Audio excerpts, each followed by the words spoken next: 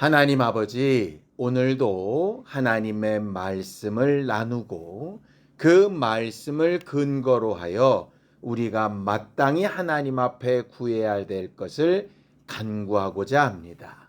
기도하려는 심령들마다 자기 생각 말고 하나님의 뜻에 기초한 기도와 간구를 올릴 수 있게 하여 주시고, 그 기도에 응답하시는 하나님의 역사를 분명히 볼 수 있도록 함께하여 주시옵소서. 믿음으로 언금한 손길들 위에 복을 주시고, 하나님이 늘 우리와 함께하고 계신 증거를 체험하며 간증하는 우리의 삶들이 되게 도와주시옵소서. 예수님의 이름으로 기도하였습니다. 아멘.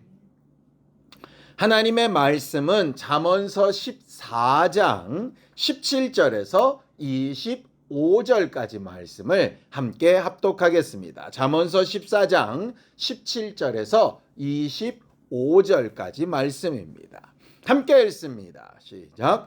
노하기를 속히 하는 자는 어리석은 일을 행하고 악한 계교를 꾀하는 자는 미움을 받느니라. 어리석은 자는 어리석음으로 기업을 삼아도 슬기로운 자는 지식으로 면류관을 삼느니라. 악인은 선인 앞에 엎드리고 불의한 자는 의인의 문에 엎드리느니라. 가난한 자는 이웃에게도 미움을 받게 되나 부유한 자는 친구가 많으니라. 이웃을 업신여기는 자는 죄를 범하는 자요, 빈곤한 자를 불쌍히 여기는 자는 복이 있는 자니라. 악을 도모하는 자는 잘못 가는 것이 아니냐. 선을 도모하는 자에게는 인자와 진리가 있느니라. 모든 수고에는 이익이 있어도 입술의 말은 궁핍을 이룰 뿐이니라. 지혜로운 자의 재물은 그의 면류관이요, 미련한 자의 소유는 다 미련한 것이니라. 진실한 증인은 사람의 생명을 구원하여도 거짓말을 뱉는 사람은 속이느니라. 우리는 지난주 목요 예배 때 각 사람이 가정을 살리는 단 한 사람, 그 의인이 되자라고 그렇게 기도했었습니다.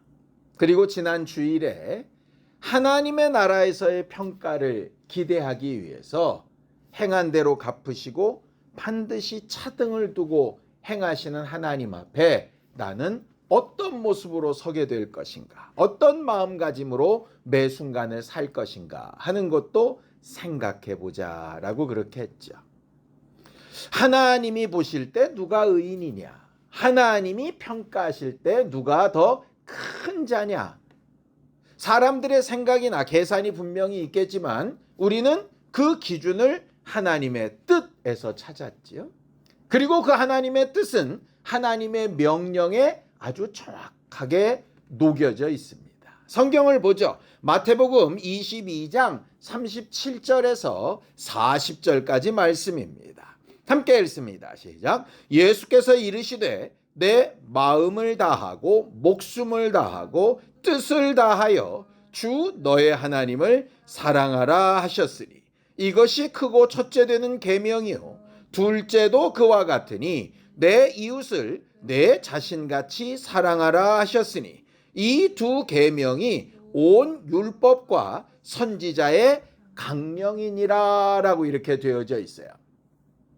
여기 강령이라고 하는 것이 뭐냐면요, 큰 줄기라고 하는 뜻입니다. 대표적인 주제라고 하는 말이에요.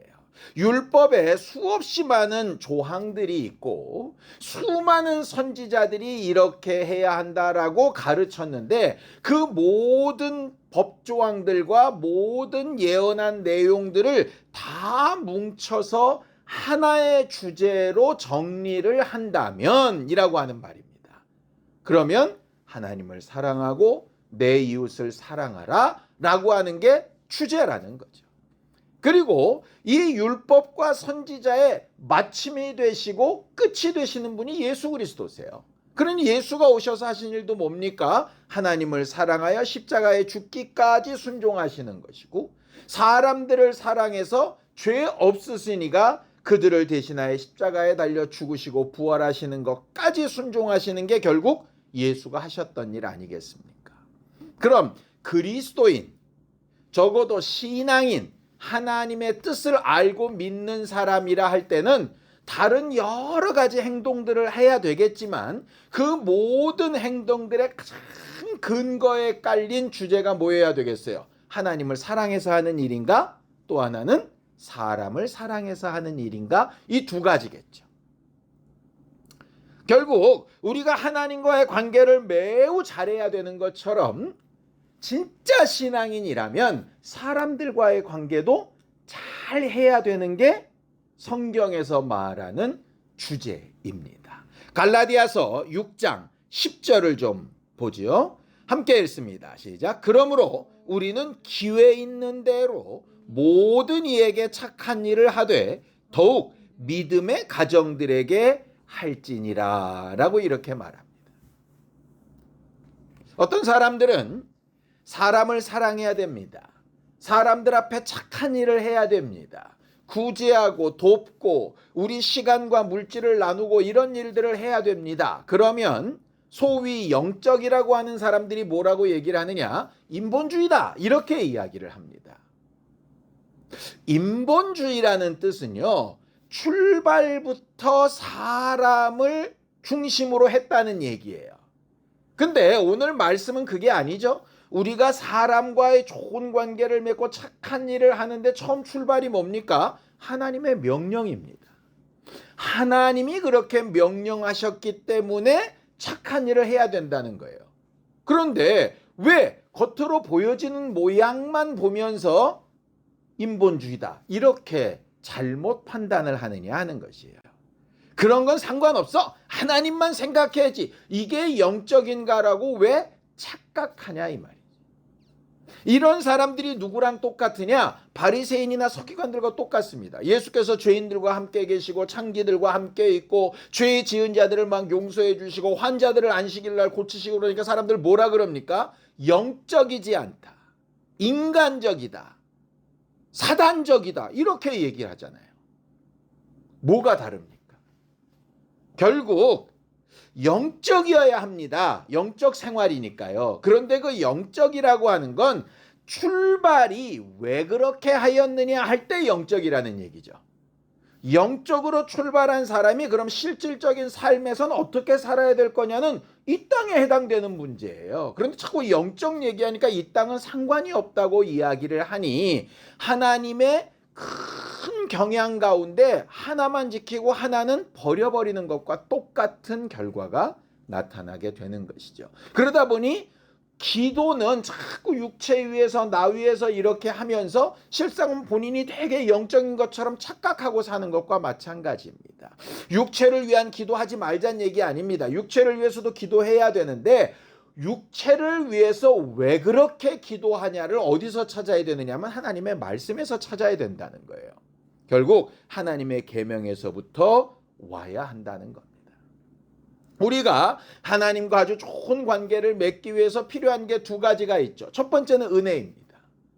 우리가 아무리 하나님을 사랑하고 싶고 하나님을 가까이 하고 싶어도 예수께서 우리의 죄와 허물을 용서해 주시는 은혜가 없다면 우리는 아무것도 할 수 없는 존재들이죠.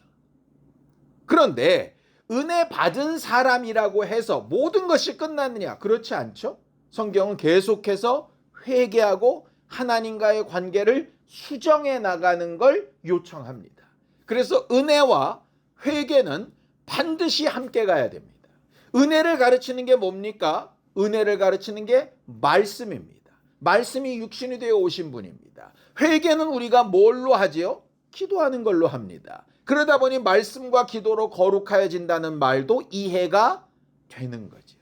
하나님과의 관계를 좋게 하기 위해서 두 가지가 필요한 것처럼 사람과의 관계를 좋게 하기 위해서 오늘 본문에서는 잠언에 세 가지를 이야기를 해요. 첫 번째는 뭐냐? 화내지 말라는 겁니다. 잠언서 14장 17절입니다. 함께 읽죠. 시작. 노하기를 속히 하는 자는 어리석은 일을 행하고 악한 계교를 꾀하는 자는 미움을 받느니라. 이 똑같은 말씀을 신약에도 하세요. 야고보서 1장 19절에서 20절입니다. 함께 읽죠. 내 사랑하는 형제들아 너희가 알지니 사람마다 듣기는 속히 하고 말하기는 더디하며 성내기도 더디하라. 사람이 성내는 것이 하나님의 의를 이루지 못함이라 라고 이렇게 얘기하죠. 어떤 사람은 이렇게 얘기할 수 있습니다. 아니, 감정적으로 화내는 게 어떻게 영적으로 하나님의 의를 이루지 못한다고 이야기하는가? 심지어 어떤 사람은 육체로 죄 짓는 게 영혼과는 무관하다 이렇게 구원판처럼 생각하는 사람도 있으니까 그들의 주장이 뭐 그럴 수도 있겠다 싶기는 하나, 성경은 그럼 왜 성내는 것이 하나님의 의를 이루지 못한다고 할까? 여러분, 인류의 가장 첫 번째 살인죄가 누구로 인해서 일어났습니까? 가인을 통해서 일어났습니다. 가인이 아벨을 왜 죽였죠? 순간적으로 자기 분노를 조절하지 못해서 죽였습니다. 스데반을 죽인 사람들은 어떻습니까? 스데반의 말을 듣고 갑자기 화가 올라와서 저거 가만히 두면 안 된다. 그래서 갑자기 분을 내며 그를 죽이게 됩니다. 애굽에서 탈출해서 광야 생활을 잘하던 사람들이 갑자기 왜 모세도 죽이자 그러고 아론도 죽이자 그러고 왜 그랬죠? 갑자기 화가 나서입니다. 감정은 우리가 참 다루기 어려운 문제이긴 한데, 문제는 그게 화가 확 올라오면 뭐가 안 되느냐? 정확한 판단이 안 됩니다. 정확한 판단이 안 되면 뭐가 안 되겠어요? 회개가 안 됩니다. 회개가 되려면 죄를 깨닫고 인정하고 판단해서 고백해야 되잖아요. 근데 화가 난 상태에서는 그게 안 되는 거예요.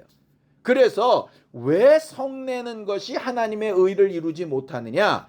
감정적으로 충동이 되어 있는 상태에서는 하나님을 알 수도 없고 믿을 수도 없고 의지할 수도 없습니다. 이게 반대도 마찬가지입니다. 기도원에 가거나 큰 집회를 가거나 아주 뜨끈뜨끈한 막 영향을 받아서 막 감정적으로 올라왔을 때 믿음이 막 어마어마한 것 같죠. 그런데 그때 그 믿음은 사실은 믿을 수가 없습니다. 이게 감정적으로 충동이 된 건지 진짜로 내가 판단해서 믿은 건지가 불확실하기 때문에 그래요. 그러니까 뭔가 뜨끈뜨끈해서 헌신도 막 약정하고 막 이렇게 했다가 제정신으로 돌아오면 내가 왜 그랬지? 이런 생각을 막 하는 겁니다. 그러니까 그건 정상적인 신앙생활이 아닌 거죠. 그래서 우리는 감정적으로 동요가 됐을 때는 뭐를 결정하거나 선택하면 안 되는 거예요. 그럼 우리한테 뭘 구해야 되겠습니까? 하나님 앞에. 풍랑 있는 바다와 같은 이 마음에 하나님 내게 잠잠하라고 명해 주세요. 분노가 막 올라올 때 내 마음에 잠잠하라고 명해 주세요. 나는 어떻게 할 수 없으니까. 우울감에 막 빠져가지고 막 어떻게 할 수 없을 때 내 마음에 평안함, 평강을 주세요. 예수께서 부활하시고 나서 제자들한테 나타나셨을 때 나 살았다 막 흥분을 시키시지 않죠. 부활하신 예수가 제자들을 만나서 첫 번째 하셨던 말씀은 너희에게 평강이 있을지어다요. 흥분하라가 아니었습니다. 근데 자꾸 우리는 믿음이 흥분하는 거라고 착각을 하는 거예요. 노하거나 감정적인 것은 하나님의 의를 이루지 못합니다. 사람과의 관계는 더더군다나 그렇습니다. 흥분한 상태에서 좋은 일이든 나쁜 일이든 함부로 말하고 함부로 약속하고 함부로 한 것들이 결국은 안 좋은 관계들로 돌아오게 되죠. 그러니 평안한 마음의 상태로 말하고 행동할 수 있도록 하나님 앞에 구하는 것은 매우 중요합니다. 그래서 너무 슬픈 일, 너무 기쁜 일, 너무 아픈 일, 너무 괴로운 일, 너무 화가 나는 일 막 있을 때에 그 일을 막 어떻게 해달라고 기도하기 전에 가장 먼저 내 마음의 평강을 달라고 기도하는 건 매우 중요한 문제입니다. 두 번째는 뭐냐? 우리가 가장 많이 실질적으로 구하고 싶은 부요, 돈입니다. 잠언서 14장 20절에서 21절입니다. 함께 읽죠. 시작. 가난한 자는 이웃에게도 미움을 받게 되나 부유한 자는 친구가 많으니라. 이웃을 업신여기는 자는 죄를 범하는 자요 빈곤한 자를 불쌍히 여기는 자는 복이 있는 자니라. 이 말을 오해하지 마세요. 부자가 돼야 친구가 많다는 얘기가 아닙니다. 어떤 사람은 부자인데도 친구가 없습니다. 부자가 그 돈을 자기만 쥐어 틀고 아무것도 사용하지 않으면 친구가 많을 수가 없습니다. 가난한 자는 나누고 싶어도 나눌 게 없어서 도리어 사람들에게 부담이 될 수 있죠. 이 말은 돈을 구하거나 부요를 구하면 육체적이다가 아니라 돈을 구하고 부요를 구하는 거 필요하다. 근데 그 구하는 목적이 뭐냐? 이것 때문이에요. 누가복음 16장 9절입니다. 함께 읽죠. 시작. 내가 너희에게 말하노니 불의의 재물로 친구를 사귀라. 그리하면 그 재물이 없어질 때에 그들이 너희를 영주할 처소로 영접하리라 그랬습니다. 재물은 우리를 의롭게 만들 수도 없고 구원할 수도 없고 우리의 생명을 회복시킬 수도 없습니다. 근데 뭔 할 수 있느냐? 친구를 살 수는 있습니다. 사람들과의 관계를 좋게 할 수 있습니다. 그러니 우리가 하나님 앞에 물질을 구하고 돈을 구할 때 목적을 좀 분명히 하고 구해야 되는 거예요. 쌓아두려고, 부동산에 심어두려고, 투자하려고만이 아니라 이걸 어떻게 사용해서 내가 사람들을 유익하게 하고 사람들과 함께하고 친교하고 돕고 나눌 것인가를 위해서 물질을 구하는 게 필요한 거죠.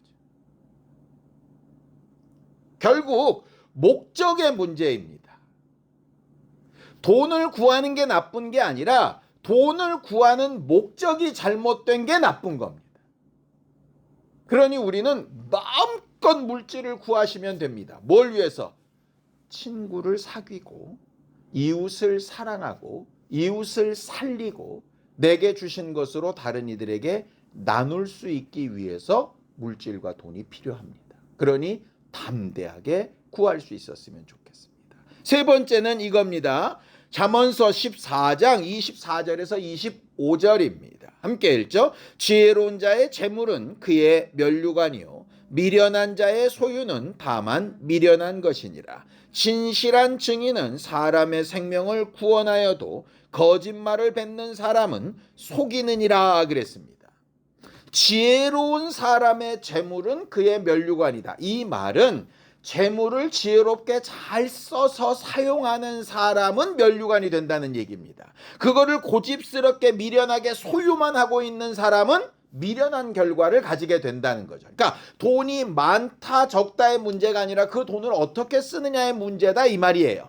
그것과 똑같이 말도 그렇다는 겁니다. 말이 많으냐 적으냐 유창하냐 그렇지 않느냐의 문제가 아니라 말을 어떻게 사용하느냐의 문제인 거죠. 이 말로 격려하여서 사람들을 살릴 수도 있고 이 말로 저주하여서 사람을 낙심시킬 수도 있습니다. 그러니 사람과의 관계를 좋게 하기 위해서 나는 말을 어떻게 쓸 거냐 하는 게 중요하죠. 자, 요한복음 20장 23절입니다.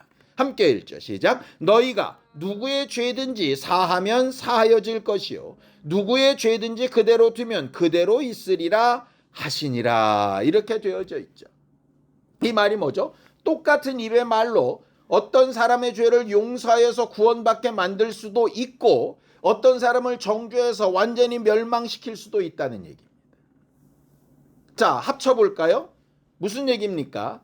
내 감정적으로 막 함부로 행동하거나 말하거나 물질을 쓰면 문제가 생긴다. 그러니 먼저는 평안한 마음을 구해라. 평안한 마음을 가지고 사람들과 관계를 맺을 때 물질이 없으면 부족하고 힘들 수 있으니 물질도 구해라.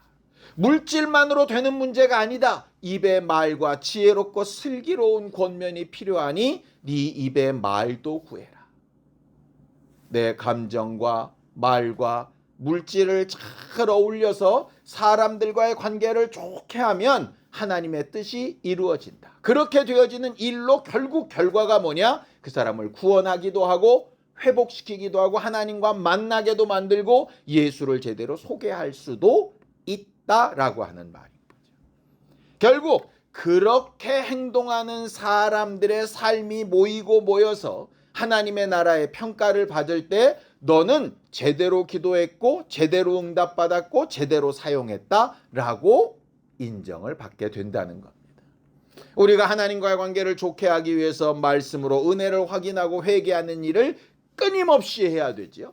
사람들과의 관계를 좋게 하기 위해서 내 감정을 다스리는 일과 물질과 말을 잘 사용하기 위해서 하나님으로부터 공급되는 것과 사용하는 지혜를 구하는 것도 끊임없이 계속해야 되는 문제입니다. 우리 자신이 이런 기도의 제목에서 계속 내 자신을 훈련시키고 제대로 된 것으로 사용되어질 수 있도록 합심하며 함께 같이 기도하겠습니다.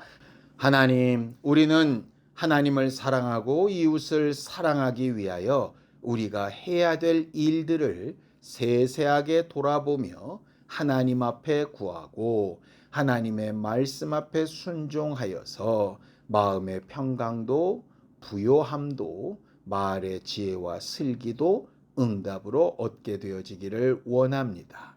거룩한 교회가 하나님의 뜻대로 무언가 하려고 할 때에 우리를 사용하셔서 하나님의 뜻이 이루어져 나가는 것들을 우리 삶 가운데 보게 하여 주시옵소서.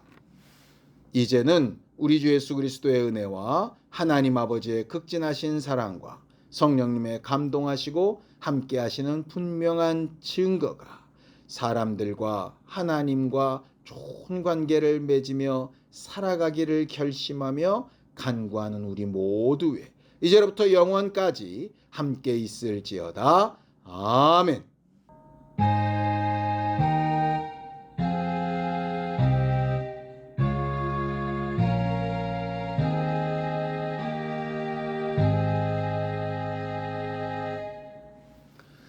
하나님과도 사람들과도 좋은 관계를 잘 맺는 우리 모두가 되기 바랍니다. 수고하셨습니다. 감사합니다.